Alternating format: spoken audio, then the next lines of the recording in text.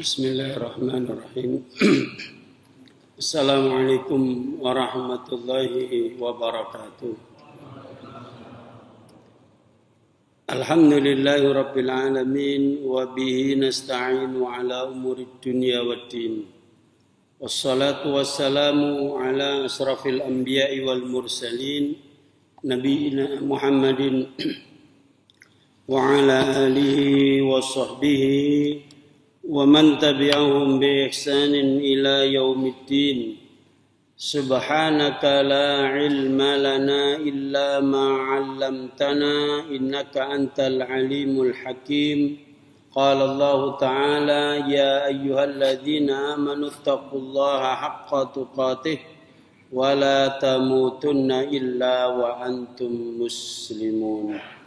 Wa qala Rasulullah sallallahu alaihi wasallam فإن أصدق الحديث كتاب الله وخير الهدي هدي محمد صلى الله عليه وسلم وشر الأمور محدثاتها فإن كل محدثة بدعة وكل بدعة ضلالة وكل ضلالة في النار. Ma'asyiral muslimin rahimakumullah, para bapak, ibu serta saudara sekalian, jamaah Masjid Baitul Haq yang mudah-mudahan dirahmati oleh Allah. Alhamdulillah, mari kita bersyukur kepada Allah. Pada pagi hari ini kita masih dikaruniai oleh Allah nikmat sehat, nikmat iman, sehingga kita bisa hadir dalam acara pengajian ini setelah melaksanakan sholat subuh berjamaah. Mudah-mudahan kehadiran kita ini mendapatkan ridha, barokah, dan ilmu yang bermanfaat. Amin ya rabbal alamin. Jamaah yang dimuliakan oleh Allah, pada pagi hari ini kita akan membahas tentang teladan dari Nabi Muhammad sallallahu alaihi wasallam. Jadi kita tidak membahas teorinya, tetapi langsung praktek dari Rasulullah sallallahu alaihi wasallam. Jamaah yang dimuliakan oleh Allah, pertama Allah Ta'ala memberi nikmat kepada kita, dijadikan manusia di muka bumi ini, bukan dijadikan makhluk yang lain, dengan membawa misi sebagai khalifatu fil ard, yaitu manajernya alam. Yang ngatur semesta alam ini Allah Ta'ala, namun di bumi diwakilkan kepada kita manusia. Ketika kita memfungsikan diri sebagai khalifatul fil ard, maka itulah yang disebut sebagai ibadah. Teorinya Allah turunkan Al-Quran, dan prakteknya Allah utus Nabi Muhammad sallallahu alaihi wasallam. Jadi agama Islam ini agama yang membumi para jamaah. Agama Islam ini adalah agama yang sangat rasional dan cocok pada setiap zaman, sejak adanya dunia sampai hancurnya dunia ini. Maka tidak ada satu ideologi atau ajaran yang dibikin manusia yang bisa bertahan sampai berabad-abad hingga yaumil qiyamah. Kenapa? Karena Islam ini produk dari Allah Ta'ala. Supaya kita betul-betul jadi manusia sebagai khalifatu wa fil ard, maka diberi sekali lagi teori dan prakteknya. Jamaah yang dimuliakan oleh Allah, Allah Ta'ala berfirman di dalam surah Al-Ahzab ayat 21, laqad kana lakum fi rasulillahi uswatun hasanah. Sungguh telah ada pada diri Nabi Muhammad teladan yang baik. Liman kana yarjullaha wal yawmal akhir wa dzakarallaha katsira, yaitu bagi orang-orang yang ingin berjumpa dengan Allah, selamat nanti di akhirat bertemu dengan Allah, artinya masuk surga, dan orang yang banyak berzikir kepada Allah. Para jamaah yang dirahmati oleh Allah, kebanyakan ketika kita membahas tentang Nabi Muhammad SAW, yang dibahas adalah bagaimana beliau menjadi pemimpin umat, menjadi guru, menjadi hakim, menjadi penguasa, menjadi suami, menjadi orang tua, dan seterusnya. Namun semua itu nanti akan kita bahas satu persatu. Mudah-mudahan cukup waktunya. Ya, sedikit sampel gitu ya, teladan dari Nabi, contoh dari beliau sallallahu alaihi wasallam. Yang pertama, para jemaah, yang sering dilupakan adalah Nabi Muhammad sallallahu alaihi wasallam sebagai hamba Allah. Beliau sebagai Rasul, iya benar. Beliau sebagai Nabi, benar. Tetapi jangan dilupakan beliau itu juga hamba Allah yang punya kewajiban yang sama seperti kita untuk mengabdi beribadah hanya kepada Allah Ta'ala. Maka apa yang ditunjukkan oleh Rasulullah SAW sebagai hamba Allah, para jamaah yang dirahmati Allah, Rasulullah itu sudah dijamin surganya. Jadi kalau beliau meninggal dunia, ya, sudah meninggal dunia, kemudian untuk selanjutnya sekarang kan di alam barzah. Nah, nanti kelak itu oleh Allah pasti dimasukkan ke dalam jannahnya. Jangankan Rasulullah, para sahabat saja ada yang dijamin oleh Allah masuk surga. Ya, inna a'tayna kal kausar fasalli li rabbika wanhar inna sa'ni'aka huwal abtar. Sesungguhnya engkau, hai Nabi Muhammad, kami berikan nikmat yang banyak. Yang pertama makna al-kausar, nikmat yang banyak. Yang kedua, sesungguhnya engkau wahai Nabi Muhammad telah aku sediakan di surga telaga khusus engkau, yaitu telaga Al-Kausar. Jadi kalau telaganya saja ada, sudah pasti orangnya dijamin masuk surga. Pernah suatu ketika Rasulullah Isra wal Mi'raj, kemudian pulang dari Isra wal Mi'raj, beliau cerita, dipanggillah salah satu sahabat yaitu Bilal.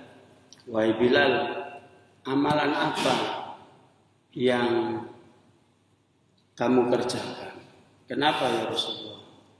Karena saya diperdengarkan oleh Allah terompamu, suara terompamu di surga. Ya Rasulullah, saya tidak beramal apapun kecuali seperti biasanya. Ya salat 5 waktu dan seterusnya. Kemudian Bilal ini ngaku, Pak, mungkin ini ya Rasul, saya itu selalu menjaga wudhu. Artinya beliau ini, Bilal ini dalam keadaan suci terus. Wudhu, kemudian sholat 2 rakaat. Nanti kalau batal, ya sebisa mungkin tidak batal. Tapi kalau batal, segera wudhu lagi, kemudian sholat 2 rakaat. Setiap kali batal seperti itu. Mungkin itu ya Rasulullah yang tidak dikerjakan oleh sahabat yang lain. Itu mungkin sebabnya. Sehingga Allah beri keistimewaan kepadamu, engkau dijamin masuk surga. Para jamaah yang dirahmati Allah, pertanyaannya, apa iya kalau sahabat saja, ya sekelas Bilal, ini kan sahabat, bukan sahabat yang istimewa, artinya beda level dengan Abu Bakar, Umar, Utsman, Ali, Khulafaur Rasyidin. Bilal ini dijamin oleh Allah surga. Apa iya Rasulullah tidak dijamin surga? Tidak mungkin, mustahil. Pasti Rasulullah dijamin masuk surga. Begitu para jamaah. Tapi ada sebagian orang nggak tahu belajarnya di mana, kemudian mengatakan Rasulullah juga tidak dijamin surga. Ya. Yang benar Rasulullah itu pernah mengatakan bahwa orang masuk surga itu karena rahmat Allah. Sahabat ada yang bertanya, termasuk engkau ya Rasulullah? Iya, orang masuk surga itu karena rahmat Allah, bukan semata-mata amalnya. Nah, begitu para jamaah. Namun, mana mungkin orang dapat rahmat Allah kalau dia tidak beramal? Itu urut-urutannya. Jadi harus beramal dulu, baru turun rahmat Allah. Rahmat itu cara Surabaya ini sakno. Jadi bukan bayaran Pak surga itu Pak. Amal kita ini, kemudian kalau kita beramal sholat, puasa, zakat, haji, kemudian minta bayaran, itu suruh nebus nikmat yang Allah karuniakan kepada kita saja tidak mencukupi. Lah kok minta bayaran surga? Keduren. Jadi kalau kita minta surga itu para jamaah, minta kasih sayangnya Allah, saknonya Allah sama kita. Itu saja. Jadi welas asihnya Allah, maka kita dimasukkan surga. Termasuk Rasulullah Shallallahu Alaihi Wasallam. Jamaah yang dimuliakan oleh Allah. Makanya sebagai hamba Allah, beliau menunjukkan kepada kita bahwa Aisyah radhiyallahu anha sebagai istrinya pernah bercerita suatu ketika Rasulullah sallallahu alaihi wasallam itu qiyamul lail, salat malam. Jadi yang diceritakan ini salat sendirian qiyamul lail. Rakaat pertama yang dibaca setelah Al-Fatihah adalah surat Al-Baqarah. Rakaat kedua saya kira beliau sudah rukuk, ternyata dilanjut surat Ali Imran. Rakaat selanjutnya, rakaat setelah Ali Imran, An-Nisa. Ini baru rakaat pertama. Kemudian saya bertanya kepada beliau sallallahu alaihi wasallam, mengapa engkau begitu berpayah-payah wahai Rasulullah mendirikan sholat sampai saya lihat kakimu itu bengkak. Jadi kakinya itu abu bengkak. Ya, kita sama bengkaknya Pak ya, tapi bukan karena sholat, mungkin karena futsal. Rasulullah lama berdiri sholat sampai bengkak. Ya. Mengapa engkau kalau bahasa Surabaya cek ngoyoi gitu kan? Padahal engkau ini sudah dijamin surga. Kalaupun berdosa, dosa yang lalu diampuni, sekarang yang akan datang diampuni oleh Allah. Apa jawaban Rasulullah sallallahu alaihi wasallam? Wahai Aisyah, afala uhibbu an akuna abdan syakura. Apakah kamu tidak suka kalau saya itu oleh Allah dinilai sebagai hamba Allah yang bersyukur? Jadi Rasulullah ibadah sampai seperti itu Bapak Ibu hadirin sekalian karena rasa syukurnya kepada Allah Ta'ala. Itu kalau beliau sholat sendirian. Pernah, jadi beliau itu sholat tidak hanya di rumah saja, sholat tahajud. Pernah suatu ketika tahajud di masjid. Karena Masjid Nabawi saat itu mepet dengan kamar Rasulullah. Jadi kalau panjenengan pernah ziarah ke Masjid Nabawi, itu kan di sebelah kiri makam Rasulullah. Sebelah kanannya mimbar Rasulullah. Nah antara makam itu dulu rumahnya dan mimbar ini disebut raudhah ya, raudhatun min riyadil jannah. Itu biasanya dipakai rebutan orang untuk sholat, zikir, doa di situ ya. Jadi pintu rumah Rasulullah itu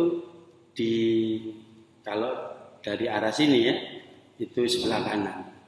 Kemudian masuk ke masjid ke arah mihrab. Nah disitulah Rasulullah pernah sholat qiyamul lail. Yang namanya qiyamul lail seperti yang diceritakan Aisyah itu tadi, lama banget. Sahabat ada yang tahu ngikuti, Rasulullah tidak ngajak, ngikuti sholat.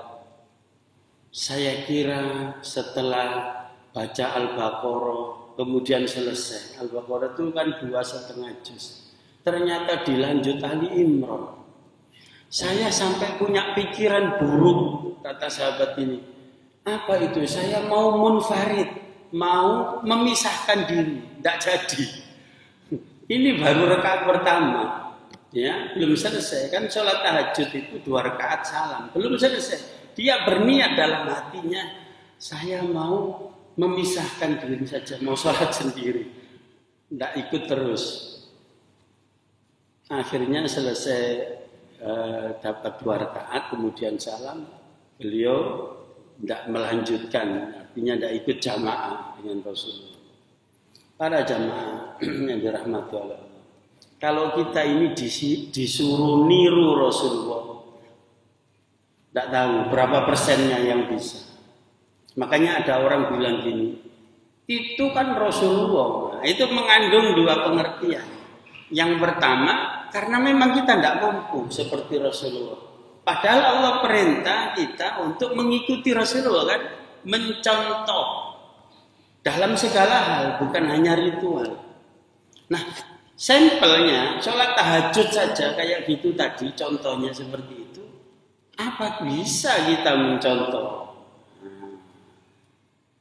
Kira-kira Pak, pernah jenengan sholat? Ada yang pernah sholat 1 rakaat sampai surat An-Nisa? Ya Al-Baqarah Ustaz, tapi apa? Ayat kursi, gitu kan? Alif Lam Mim sampai 10 ayat. Kemudian 3 akhir surat Al-Baqarah.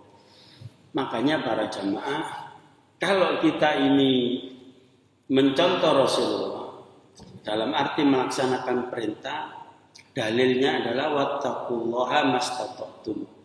Bertakwalah kepada Allah, artinya laksanakan perintah Allah semampu kita, maksimal, optimal. Karena masing-masing orang berbeda. Ini kalau beliau sholat sendirian. Selanjutnya, sebagai hamba Allah ketika sholat berjamaah,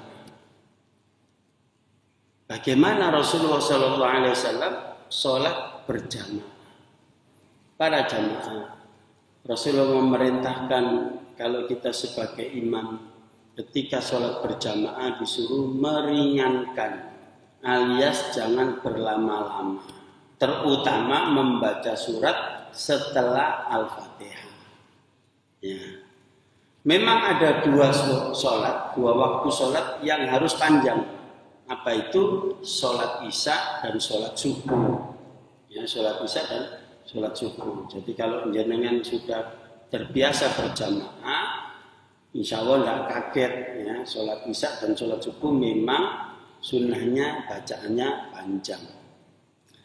Nah, Rasulullah memerintahkan kepada kita untuk meringankan. Jadi pernah beliau itu setelah sholat berjamaah, beliau mengatakan, saya tadi mendengar suara anak kecil menangis, maka saya percepat sholat saya. Jadi memang sholat itu ada speednya, harus bisa mainkan. Persnelang 1, persnelang 2, persnelang 3, nah gitu. Harus ngerti. Kalau memang jamaahnya itu khusus, apalagi qiyamul lail, ya, datangkan syekh dari luar, kemudian memang sudah disepakati, sholatnya panjang-panjang. Nah, yang tidak biasa ya jangan ngersuloh, tidak usah ikut gitu aja lah, mari sih. Karena memang ini sudah disepakati jamaah dan takmir bahwa ini qiyamul lail jam 12 malam sampai jam 2 atau setengah 3 panjang-panjang. 1 malam 1 juz. Nah, begitu. Memang sudah disepakati. Tidak bisa dalil ini kemudian dipakai. Kalau imam itu harus pendek, harus ringan, nggak bisa. Nah, itu pun Rasulullah sholat maktubah, sholat yang 5 waktu pada jamaah. Kemudian selanjutnya, bahkan pernah terjadi, dalam kitab Adabul Mufrad itu disebutkan, pernah terjadi ketika qomat sudah dikumandangkan, Rasulullah sudah menghadap ke arah kiblat, sudah masuk ke mihrab, tahu-tahu dari belakang ada orang Badui. Orang Badui itu wong Arab desa, gak ngerti unggu, tidak paham, tidak ngerti adab sopan santun. Langsung ngerombol ke depan, Rasulullah itu ditarik bajunya. Ditarik. Kemudian Rasulullah noleh kaget. Lu sapa iki? Kalau sahabat yang biasa jamaah tidak mungkin berani. Yang sehari-hari ketemu Rasulullah, ini tamu orang dari desa, mau sholat ini sudah iqamah, itu memang segera harus dilaksanakan. Jadi ada 3 hal Pak yang harus kita kerjakan itu. Cepat ya ditunaikan. Pertama, jenazah. Kalau ada orang meninggal dunia, itu segera dimakamkan. Lebih cepat lebih baik. Ojo sih, iki ngenteni anake teko Saudi teko. Kapan teko iki? Tiketnya durung tuku. Jadi tidak usah nunggu-nunggu. Ya, jenazah. Yang kedua, ketika kita punya anak gadis atau jejaka laki atau perempuan ya, yang sudah mampu untuk menikah, sudah waktunya, sudah mampu untuk menikah, segera nikah. Yang ketiga, ketika sholat sudah iqamah, maka sholat harus segera ditunaikan. Maka saat itu, dalam prakteknya ternyata Rasulullah SAW ada toleransi para jamaah. Ketika si Badui ini pegang bajunya, Rasulullah langsung noleh. Oh, dilihat ini orang baru, orang asing, apalagi dilihat potongannya, oh ini wong desa, wong Badui. Apa yang terjadi ya Rasulullah? Saya ini ada masalah. Saya mau curhat kepada panjenengan. Saya khawatir kalau saya sampaikan setelah sholat, jadi lupa nanti masalah saya ini. Lebih baik sekarang saja. Saya mau curhat loh Pak. Masalah pribadi. Ya sudah, kamu mau bilang apa? Didengarkan sama Rasulullah panjang lebar sampai puas. Baru setelah puas, kemudian Rasulullah balik badan dan mengimami sholat berjamaah. Kira-kira imam masjid Baitul Haq ini kalau pas sudah di mihrab, sudah qomat, kemudian ada yang narik bajunya. Pak, saya ada perlu sama jenengan. Kira-kira saya ngamuk imamnya apa jamaah ini? Oh, ini gak ngerti jamaah. Curhat niku ae, mari sholat. Jadi yang seperti itu kadang ada celetukan-celetukan atau momen-momen yang tidak terduga para jamaah, itu Rasulullah menanggapi dengan sabar. Ya, itu satu contoh saja sebagai hamba Allah.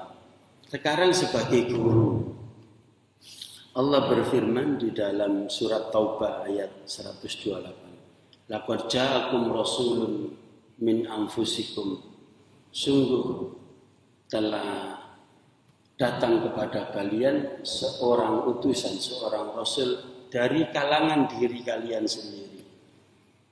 Dari kalangan manusia, dari kalangan bangsa Quraisy. Karena ayat ini turun pertama kali pada bangsa Quraisy atau bangsa Arab.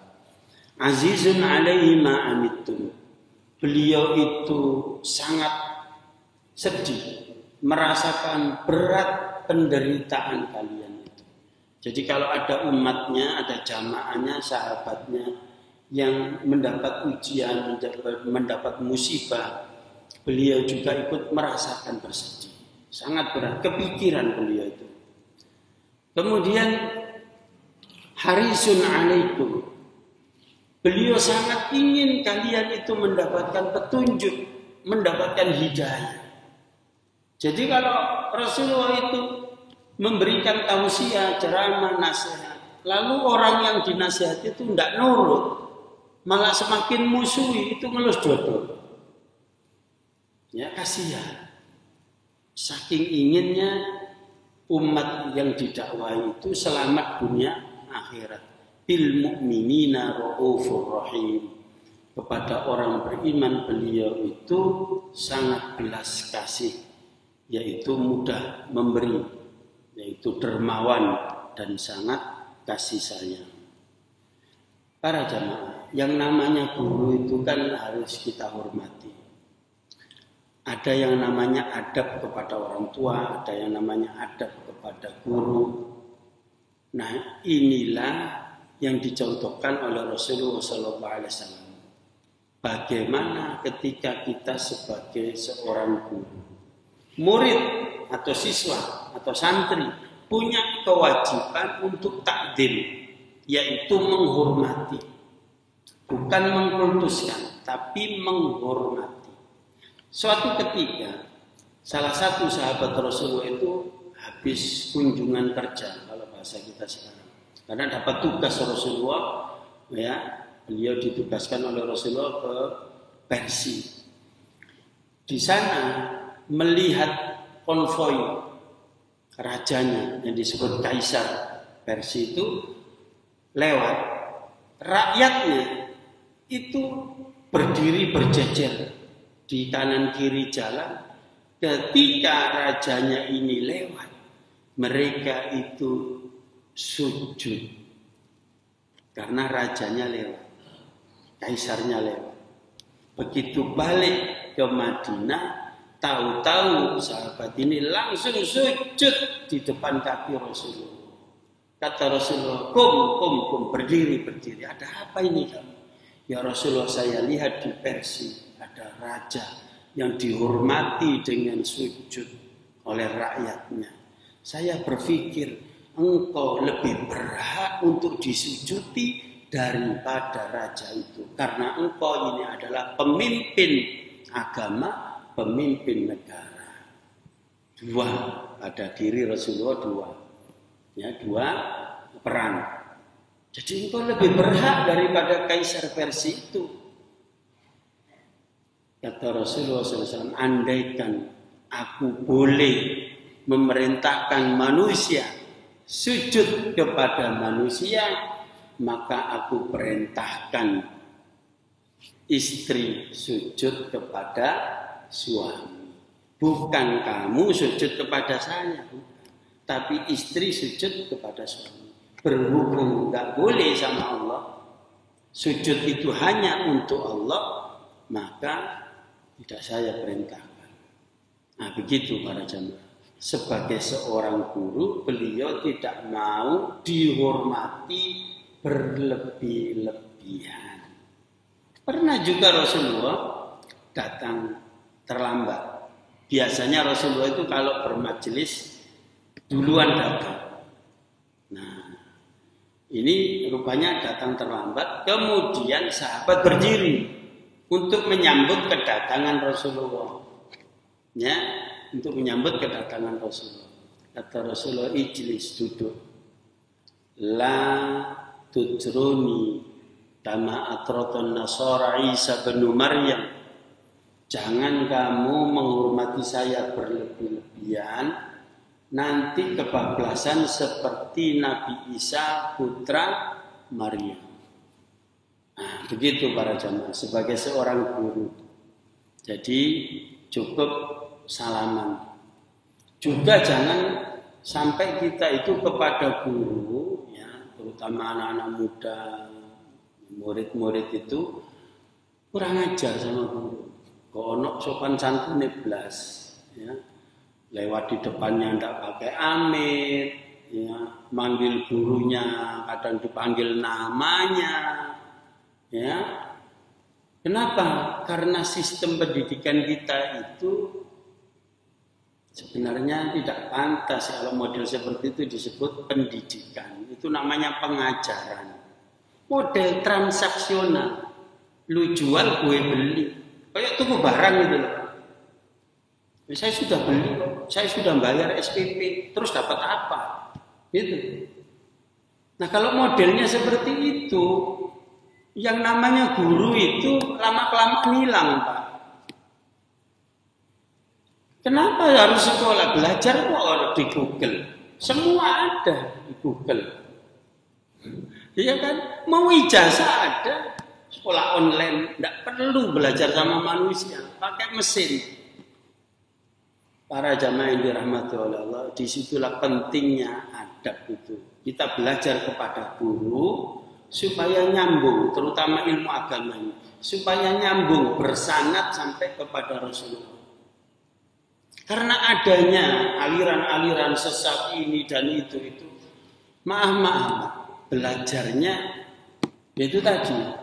Kadang lewat mesin Google, kadang lewat baca kitab atau buku sendiri, dipaham-pahami sendiri, atau belajar kepada guru yang keliru.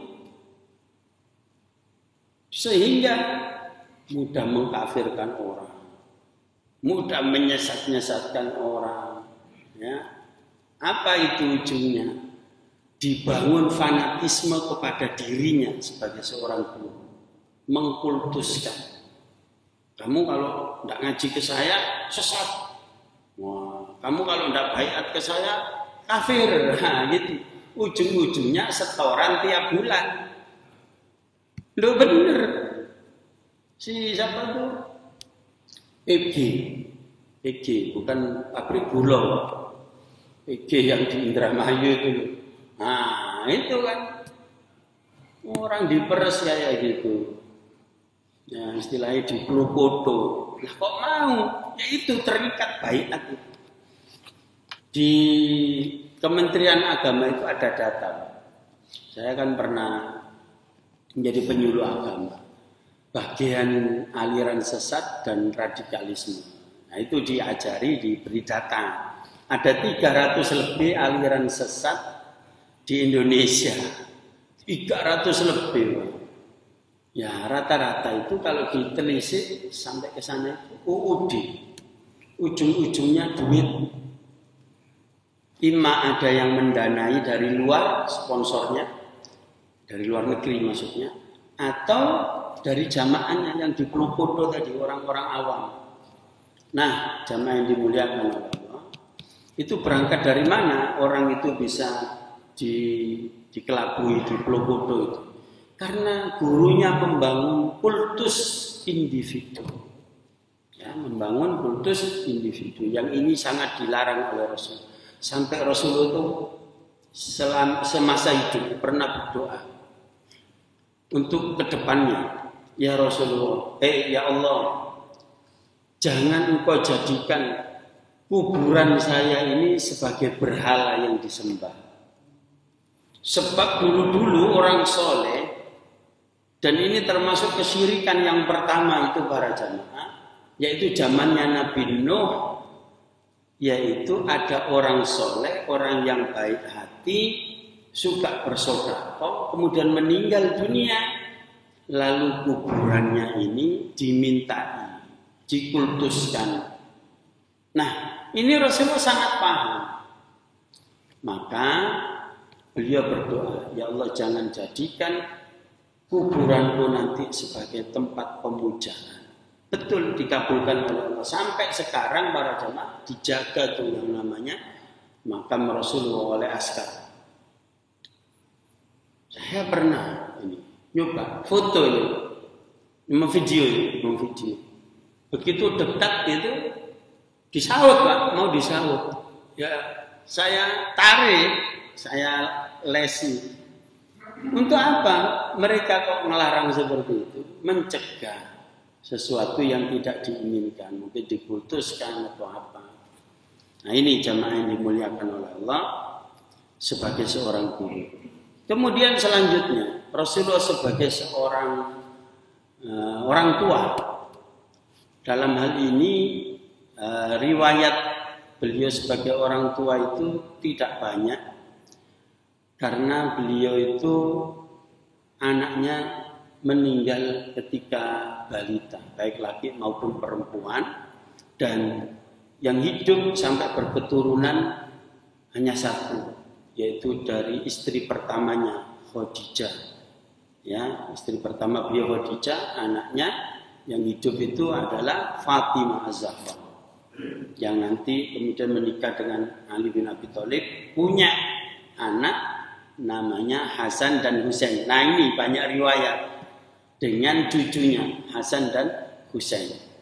Suatu ketika Al-Hasan ini dipangku oleh Rasulullah, kemudian dicium dengan penuh kasih sayang. Ya, ciuman itu kan macam-macam. Mencium istri beda mencium dengan anak kita. Nah, mencium anak ini mencium kasih sayang. Nah, saat itu ada tamu para jemaah. Ada tamu yang dia ini punya anak 10, namanya Aqra bin Habis At-Tamimi. Melihat Rasulullah mencium cucunya, Aqra ini mengatakan, "Ya Rasulullah, saya ini punya anak 10. Tidak ada satupun yang saya cium." Kenemenan Pak ya. Anaknya 10 situ tidak ada yang dicium. Ada apa orang ini? Kemudian Rasulullah noleh karena merasa aneh. Ya, merasa aneh, ditoleh, dilihat sama Rasulullah. "Ya Aqra, man la yurham, la yurham." Begitu perkataan Rasulullah, pesannya kepada Aqra, singkat padat. "Wahai Aqra, orang yang tidak berkasih sayang tidak akan disayang."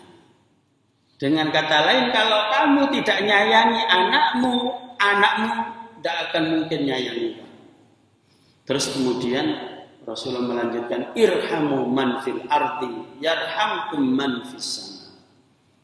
Sayangi makhluk Allah di bumi, nanti Allah akan menyayangi kamu. Nah, begitu para jemaah. Jadi apa? Sayangnya Allah, rahmat Allah itu turun kalau kita menyayangi sesama manusia, dan kepada anak, kepada cucu. Mari kita contoh Rasulullah.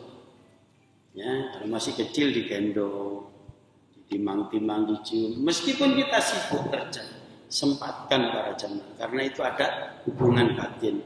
Mengapa selama ini anak akrab dengan ibu? Karena yang sering berinteraksi adalah ibu. Ya, kecuali ibunya wanita karir, bapaknya kerja online di rumah, itu beda lagi. Ya, tapi yang jelas kita harus menyayangi anak kita seperti yang dicontohkan oleh Rasulullah. Pernah suatu ketika Rasulullah itu sholat, sujudnya itu panjang, tidak seperti biasanya. Tidak seperti biasanya. Sahabat-sahabat itu sampai berpikir, apa ada sholat model baru? Begitu salam dilihat ternyata ada cucunya yang masih kecil itu tadi, Hasan dan Husain. Rasulullah pun mengatakan kepada sahabat, "Kenapa saya tadi sujudnya lama sekali? Karena saya takut mengganggu perasaan cucu saya. Karena saat tadi itu waktu sujud saya dipakai kuda-kudaan." Jadi kuda-kudaan waktu sholat. Rasulullah sholat dipakai kuda-kudaan. Dan Rasulullah tidak marah. Ya, tidak marah. Oleh karenanya jamaah yang dimuliakan oleh Allah, ini sebagai ibrah bagi kita, pelajaran. Kemudian selanjutnya Rasulullah sebagai seorang suami, apa yang dilakukan oleh Rasulullah ketika memanggil istrinya? "Ya Umairah, wahai istriku yang pipinya merah merona." Asli bu, ini bukan dipuas. Ya, kan ada itu orang yang berlebihan, dipuas sampai abang kabeh, kan itu lapo. Kok abang kabeh mari diantemi sapa? Saking banyaknya bedaknya. Tapi kalau Aisyah istri Nabi radhiyallahu anha ini asli pipinya kemerah-merahan tanpa make up. Karena wong Arab ya, orang Arab kulitnya putih ya, merah-merah. Dipanggil ya Humairah, wahai istriku yang pipinya merah merona. Rasulullah memuji istrinya. Nanti jangan kita praktekkan Pak, kita perlu jujur sama istri. Ya Aswad, wahai istriku yang hitam. Wah, sampai tambahi Pak, yang hitam manis. Ya gitu loh Pak. Nah, gitu. Enggak apa-apa, tapi ditambahi yang hitam manis. Insyaallah senang.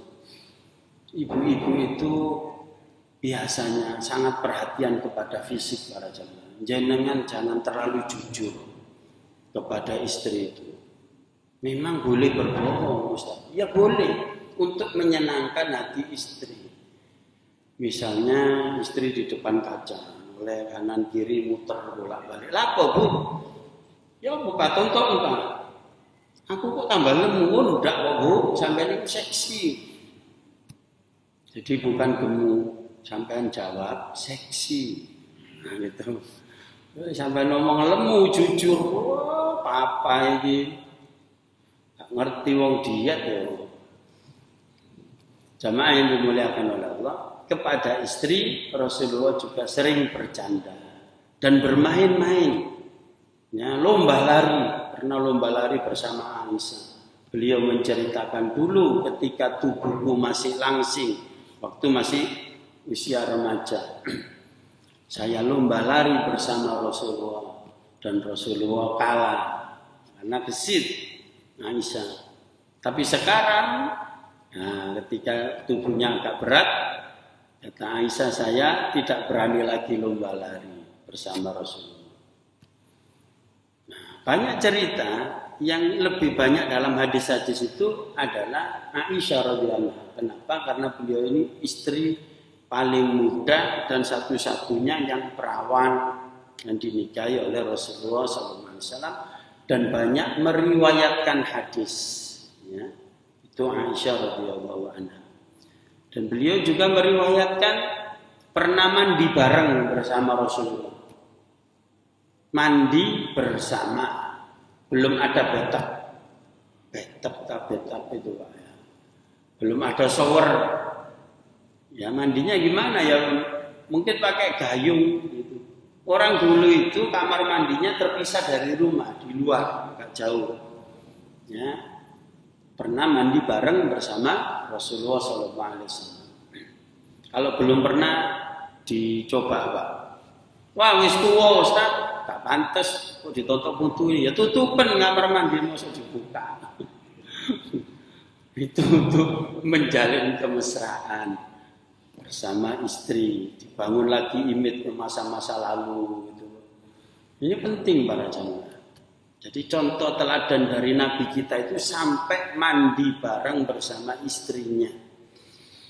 Dan pernah Rasulullah itu nonton anak-anak Habasah itu anak negro. Ya sebangsa dengan Bilal itu dari Afrika, kulitnya hitam-hitam, main-main di masjid. Mungkin apa main gobak sodor atau tekong-tekongan, canreng Madura, katanya orang Madura. Itu kejar-kejaran itu ya. Di masjid tempat bermain. Dilihat dari pintu. Rasulullah manggil, "Ya Humairah, wahai istriku yang pipinya merah merona." Coba lihat ini. Sambil melihat, sambil pipinya ini disenderkan kepada bahu Rasulullah. Sambil begitu, Rasulullah berdiri. Istrinya juga berdiri. Lihat lama, berapa menit. Sudah cukupkah? Belum ya Rasulullah. Kemudian Rasulullah diam saja. Ini sambil disenderi. Sampai pertanyaan 3 kali, sudah cukupkah? Belum ya Rasulullah. beliau Aisyah meriwayatkan bahwa saya melihat anak-anak bermain itu tidak niat. Niat saya itu minta perhatian dari Rasulullah dan ingin menunjukkan kepada istri-istri yang lain. Ini loh saya Aisyah yang lebih disayangi oleh Rasulullah. Jadi ternyata caper istilahnya gitu. Nah para jamaah, kalau istri kita itu caper, mbok ya diladeni. Ojo ngomong sibuk mah, sibuk kok ae. Marah istri. Ya, disempatkan para jamaah. Ya, hari libur terutamanya itu hari yang sangat berharga, weekend katanya untuk keluarga. Penting para jamaah. Jadi jangan sibuk sak karepe dhewe. Ada orang itu tidak ada waktu untuk keluarga. Ia kerja, pergi pagi pulang sore sudah capek tidur. Nanti hari libur rapat sana. Kakean melu organisasi. Ditinggal keluarganya. Iya kalau ngerti gitu loh, sama-sama aktivis. Kadang sisian kita itu kan harus paham juga. Nah maka penting, masalah rumah tangga ini sangat penting. Jangan kita kemudian jadi lilin, bisa nerangi di luar tapi keluarga kita keteteran. Nah Rasulullah bagi waktu, semua dikerjakan oleh Rasulullah. Begitu pula Rasulullah sebagai seorang anak para jemaah. Sebagai seorang anak dalam riwayat dengan bapaknya jelas tidak. Karena ayahnya beliau itu meninggal ketika beliau masih dalam kandungan. Dengan ibunya juga tidak, istilahnya tidak lama. Ketika beliau usia 6 tahun, itu pun disusukan kepada orang lain, bukan kepada ibunya. Kepada Halimah dari bangsa Sa'diyah, dari suku Sa'diyah. Umur 6 tahun ditinggal ibunya. Bagaimana cara berbakti Rasulullah kepada orang tuanya? Beliau menziarahi kuburnya. Menziarahi kubur ibunya. Dan beliau menangis di situ. Ya, menangis. Sering beliau menziarahi kuburnya. Nah, pertanyaannya para jamaah, kalau kita punya orang tua sudah meninggal dunia, sudahkah kita sambangi? Kalau sudahkah sering kita sambangi? Duh, ini penting Pak. Ustadz kan bisa didoakan dari rumah, bisa. Karena alam barzah itu bukan di kuburan itu. Alam barzah bukan di kuburan. Itu tempat jasad. Ya misalnya orang tua, ya orang tua kita dimakamkan di situ. Bisa masih utuh kalau Allah jaga, bisa juga sudah hancur, tinggal tulang, bisa juga hilang, tinggal tanah, menyatu dengan tanah. Tetapi ziarah kuburnya itu ada manfaatnya. Pertama zikrul maut, yang kedua mendoakan. Katakan orang tua kita yang sudah meninggal, dan juga mendoakan seluruh kaum muslimin di pemakaman itu. Makanya para jamaah rugi orang yang meninggal dunia lalu dia pesen supaya makamnya dipisah dari makam kebanyakan orang, rugi. Kenapa? Nggak dapat doanya orang yang ziarah. Rugi. Jadi makam sendiri. Lebih baik makam itu ya campur dengan umat Islam atau makam Islam orang yang meninggal yang lainnya, supaya dapat doa. Assalamualaikum ya ahlal diyar ya ahlal kubur minal muslimin wal mu'minin wa inna insyaallah bikum lahiqun nas'alullahu lana wa lakumul afiyah, kan dapat doa. Nah Rasulullah juga begitu menziarahi makam ibunya. Jamaah yang dimuliakan oleh Allah. Suatu ketika ada sahabat bertanya kepada Rasulullah, ya Rasulullah, ibu saya meninggal dunia. Waktu itu saya tidak ada di tempat. Ya, saya tidak ada di tempat sehingga ibu saya tidak berwasiat. Nah, saya punya ide ya Rasulullah. Bagaimana kalau saya itu bersedekah? Saya atas namakan ibu saya. apakah kalau bahasa kita sekarang pahalanya sampai kepada ibu saya? Kata Rasulullah, na'am, iya. Nah itulah para jamaah satu contoh cara kita berbakti kepada orang tua yang sudah meninggal dunia, yaitu bersedekah, wakaf atau yang lainnya atas nama orang tua. Nah, meskipun tanpa diniati itu pun sudah sampai, asal kita dulu dididik oleh orang tua.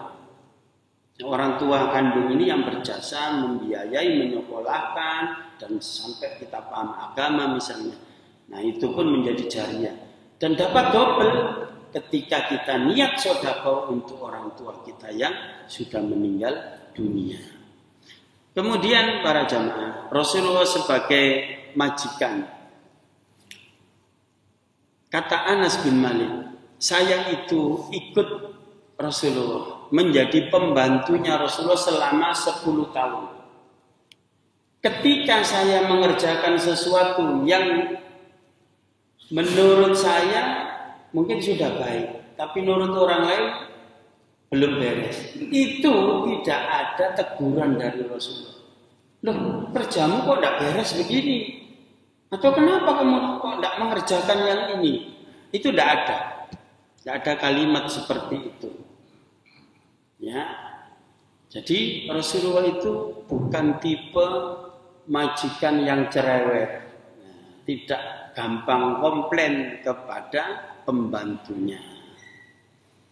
Bahkan dalam kitab Adabul Mufrad itu para jamaah, kalau kita ini sedang makan, misalnya bepergian dengan pembantu, sopir dan lain sebagainya, kata Rasulullah suruh ngajak, ya. Majikannya suruh ngajak pembantu untuk makan bersama. Ngawi diawe. Sini. Atau nduk, sini, duduk sini, di meja sini bareng, ayo makan bareng. Gitu. Yang saya lihat prakteknya ketika di restoran atau di warung atau di mana, supire kok njogo mobil. Ini gak ngono ngancani tukang parkir kepanasan. Juragane mangan telap-telop enak. Supire dijirno nang ngono, kepanasan. Pak, kita itu nanti oleh Allah dihisab. Perlakuan seperti itu bukan perlakuan Islam. Paling tidak dipanggil, yuk makan bareng. Insya Allah sungkan, tidak gelem. Pembantu ini sungkan. Maka kata Rasulullah, kalau sungkan suruh bawa makanannya ke meja yang lain atau di luar. Intinya kalau juragan ini kenyang, pembantu juga kenyang, begitu. Nah, termasuk pakaian juga begitu para jamaah. Ya. Selanjutnya sebagai hakim, Rasulullah sebagai hakim. Ada seorang wanita mencuri dari kalangan bangsawan, orang ningrat kalau bahasa kita sekarang. Wong ningrat kok nyolongan, kan misi-misi nih Pak ya. Sekarang itu banyak orang yang jabatannya mentereng, terhormat, maling juga, betul Pak? Ya koruptor itu. Gak gubernurnya, gak menterinya, gak BPK-nya, wis padha wae. Maling. Nah, zaman Rasulullah ternyata ada perempuan bangsawan nyuri. Kan hukumnya dalam Islam as-sariqu was-sariqatu faqta'u aydiyahum.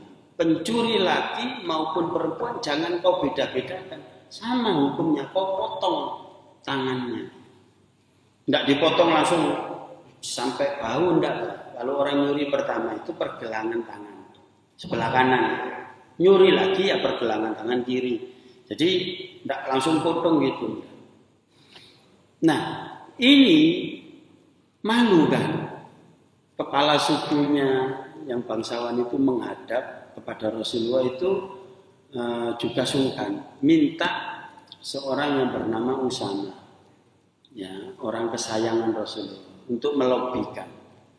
Setelah ngomong di depan Rasulullah, dimarahi Usama. Wahai Usama, apakah engkau menyuruh saya merubah hukum Allah? Langsung Rasulullah mengatakan, laula Fatimah binti Muhammad sarokot lakotok tuyada. Andaikan anak saya sendiri Fatimah, karena yang nyuri tadi itu wanita namanya Fatimah. Andaikan jangankan Fatimah itu, Fatimah anak saya yang mencuri, saya sendiri bapaknya yang akan memotong tangannya. Nah begitu para jamaah, hakim yang adil, bukan KKN ya. Terakhir, karena ini juga mungkin penjenengan ada yang beraktivitas lagi, yaitu pemimpin dan teman buat rakyatnya. Pemimpin sekaligus teman buat rakyatnya. Rasulullah itu pemimpin agama, pemimpin negara. Ketika suatu ketika ada seorang wanita yang dia ini, kalau bahasa kita itu ODGJ, gak tapek beb, bilang kepada Rasulullah sambil senyum-senyum, ya Rasulullah, saya itu punya masalah. Ya namanya ODGJ ngelantur ngomongnya ngalor ngidul. Sahabat itu tontok-tontokan, iki. Akhirnya apa? Respon Rasulullah di luar dugaan dari sahabat-sahabat. Mungkin kalau orang lain sudah diusir, digigit. Kata Rasulullah, disuruh mendekat, kemari. Kamu mau bilang apa? Kamu mau curhat di sini atau di tempat yang lain? Ayo, di tempat yang lain, yang kamu mungkin di sini malu didengar banyak orang. Terserah, saya mau kau bawa kemana? Saya ngikut saja. Bayangkan Pak ODGJ dilatini seperti itu. Ya, kemana saja, silakan. Ya, saya akan dengarkan curhatmu. Itu sikap Rasulullah SAW kepada seorang ya ODGJ, ya, tentu ya rakyat ya. Inilah terakhir ada contoh lagi Badui Pak. Ketika Rasulullah itu berjalan bersama sahabat-sahabat yang lain, termasuk ada di situ Umar bin Khattab. Pakai serban orang Arab itu. Serban itu maaf Pak ya, bukan pakaian Islami gitu, bukan. Sama seperti kopiah hitam gitu, Pak. Apa itu Islami Pak? Bukan. Itu pakaian adat kita kan. Serban adat mereka. Buktinya siapa? Di sana penjual buah pakai serban. Supir-supir pakai serban. Abu Jahal, maaf ya, Abu Jahal juga pakai serban. Nah Rasulullah pakai serban. Pakaian adat mereka. Itu ketika pakai serban ditarik sama orang Badui dari belakang sampai membekas merah lehernya. Membekas saking kuatnya. Orang Badui itu wong desa Pak. Biasanya maju lah kuat Pak. Tarik. Nah, sampai merah. Ditoleh sama Umar. Ngamuk Umar mau cabut pedang. Ya Rasulullah biar saya penggal lehernya. Umar itu titik-titik gitu Pak. Gak serontohan. Akhirnya, wahai Umar, kau tanya apa masalahnya dia itu? Ada apa? Jangan gitu. Ditanya. Ya Rasulullah, saya ingin uangmu. Maksudnya minta uang. Nah, ternyata pengemis. Kira-kira kalau ada pengemis kayak gitu ya Allah Pak sampean. Dijejek. Itulah kesabaran Rasulullah SAW. Dan Rasulullah tidak pernah nolak. Tidak pernah nolak. Waktu itu tidak bawa uang. Kata Rasulullah, Umar kau ambil uang di rumah. Kasihkan orang ini. Dan Rasulullah itu kalau dimintai, meskipun datang orangnya itu datang ke rumah ya, kalau Rasulullah tidak ada, itu tidak ditolak, tetapi diomongi yang bagus. Besok kesini lagi ya, insya Allah kalau pas ada saya kasih, dikasih harapan. Tapi bukan PHP Pak, betul Pak, bukan PHP. Ya, pernah ada tamu datang ke rumah Rasulullah nggak ada makanan, ditanya ke istrinya nggak ada. Kemudian Rasulullah ke masjid, kebetulan ada sahabat masih berkumpul. Siapa yang mau menjamu tamu saya ini? Saya ya Rasulullah. Pokoknya anggar ngacung itu ada sahabat yang begitu. Nyampe di rumah ternyata ditanyakan ke istrinya, Mas, iki ono panganan tapi jatahe anake awak dhewe iki. Tinggal jatah anaknya. Ya oh, ya sudah tidak apa-apa, kasihkan ke tamu. Kita tak pura-pura makan. Lampunya dimatikan, ubliknya itu dimatikan, kemudian pura-pura makan. Nah, itu para jamaah. Ada riwayat seperti itu. Jadi Rasulullah dan sahabat ini setel para jamaah dalam hal kedermawanan. Inilah sekilasnya cuplikan-cuplikan teladan dari Nabi Muhammad SAW yang kita cintai, yang kita teladani, dan yang kita harapkan syafaat atau pertolongan Allah melalui beliau kelak di yaumil qiyamah. Mudah-mudahan kita bersama Rasulullah dimasukkan ke dalam jannahnya. Amin ya rabbal alamin. Saya kira cukup nih Pak. Ya. Tidak ada pertanyaan kan? Cukup ya. Mari kita akhiri dengan kafaratul majlis. Kurang lebihnya mohon maaf. Aku qouli hadza astaghfirullahaladzim li wa lakum. Subhanakallahumma wa bihamdika asyhadu an la ilaha illa anta astaghfiruka wa atubu ilaik. Assalamualaikum warahmatullahi wabarakatuh.